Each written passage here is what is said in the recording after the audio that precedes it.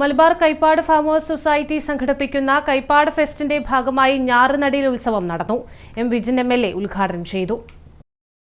പഴയങ്ങാടി ഏഴോം കൈപ്പാട് പ്രദേശത്താണ് കൈപ്പാട് ഫെസ്റ്റ് നടക്കുന്നത്. കണ്ണൂർ, കാസർഗോഡ്, കോഴിക്കോട് ജില്ലകളിൽ നിന്നായി കർഷകരും വിദ്യാർത്ഥികളും ഉൾപ്പെടെ നൂറുകണക്കിന് ആളുകളാണ് ഫെസ്റ്റിൽ പങ്കെടുക്കുന്നത്. കൈപ്പാട് കൃഷിയെ സംരക്ഷിക്കുന്നതിന്റെ ഭാഗമായാണ് പരിപാടി സംഘടിപ്പിക്കുന്നത്. പരിപാടിയുടെ ഭാഗമായി ഞാറു നടാൻ എം വിജിൻ MLAയും വിദ്യാർത്ഥികളും കർഷകരോടൊപ്പം ചെളി നിറഞ്ഞ കൈപ്പാട് പ്രദേശത്ത് ഇറങ്ങി.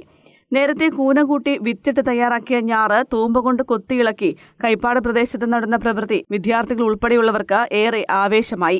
കാർഷിക മേഖലയിൽ മികച്ച പദ്ധതികളാണ് നേരത്തെ കല്യാശ്ശേരി മണ്ഡലത്തിൽ നടപ്പിലാക്കിയിട്ടുള്ളതെന്നും കർഷകർക്ക് സഹായകമാകുന്ന പദ്ധതികൾ സർക്കാർ നടപ്പാക്കണമെന്നും എം വിജിൻ MLA പറഞ്ഞു.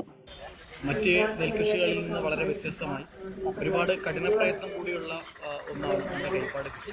അപ്പോൾ ആ കൈപ്പാട് കൃഷിയെ കൂടുതൽ ജനകീയമാക്കുക എന്നത് വളരെ പ്രധാനപ്പെട്ടതാണ്.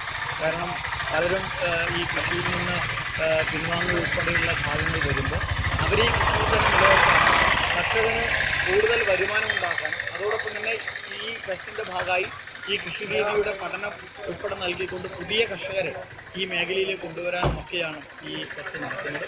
അതോടൊപ്പം ഈ സൊസൈറ്റിയുടെ നേതൃത്വത്തിൽ ഇപ്പോൾ വാല്യൂ ആഡഡ് പ്രൊഡക്റ്റുകൾ വലിയ രീതിയിൽ വിപണിയിൽ ഇറങ്ങുന്നുണ്ട്.